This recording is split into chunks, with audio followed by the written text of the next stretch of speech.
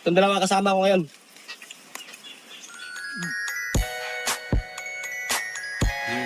Bago nga pala tayo mag-umpisa mga ka-viewers, tingnan nyo muna yung lugar namin dito. Napakaganda mga ka-viewers. So yun, shoutout muna tayo bago umpisa natin itong video na ito. Shoutout muna dyan kay Idol Roldan, tsaka dun sa asawa niya. Yun, kay Probinsyano. Yun, shoutout din kay Ka-Farmers, kay Kalaro. Yun, shoutout. Tapos sa mga OFW natin dyan na nasa ibang bansa, yun, shoutout nga pala dyan. Ang ganda po ng lugar dito mga ka-viewers. Oh. Dito po yung alas 5 na mga ka-viewers, pero napaka-init pa rin po. Kita nyo dyan, may araw pa po dyan mga ka-viewers. Dyan. Yan, oh. Kita nyo ba yan mga ka-viewers? Yan, may sinag pa na araw. So, panoodin po natin itong video ni Boy Kilaw. Yun. Yan po mga ka-viewers. Kinakain po nila yung, yung hagunoy. Itong dalawa kasama ko ngayon. Akala na mga idol, hindi makakain ng hagunoy. Dami man. Gamot to na uric acid. Gamot na ito sa uric acid.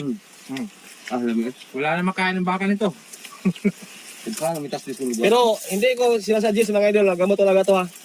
Sa amin lang, o sa akin lang. Wag lang gaya ng mga Wag bata. yung Tanging professional gumagawa nito. Oo. Bro. Sini, ibot kayo.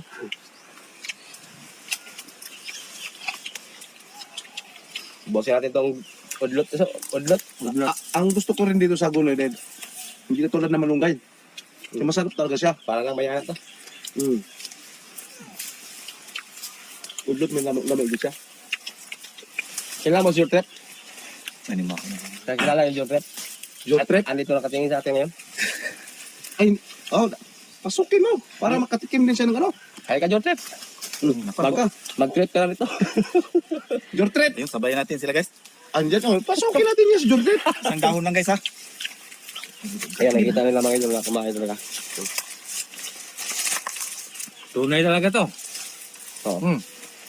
Kasi yung hagunoy na yan mga ka-viewers, dun sa lugar namin sa probinsya, ay hindi naman kinakain yan.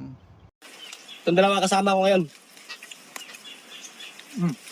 Ang pakinabang lang po dun sa amin, nagsasabi ako ng totoo. At siguro naman ay naranasan nyo rin naman ito.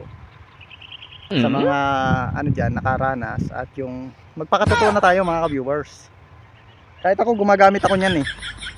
Yung sino po dyan ang yung tumae na sino po dyan yung tumae tapos ang pinang-ingaw nila ay yung hagunoy. Mga ka-viewers, totoo ba yung aking sinabi? Kasi kahit ako gumamit din.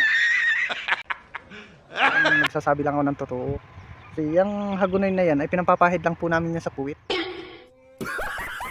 Mga ka-viewers, lalo na pagka aabutin kami sa mga damuhan, sa mga kalaanan, mga magubat na talaga. Ginagamit lamang po namin yan mga ka-viewers sa pang emergency. Oh my God! So panoorin nyo po itong video na ito mga ka-viewers.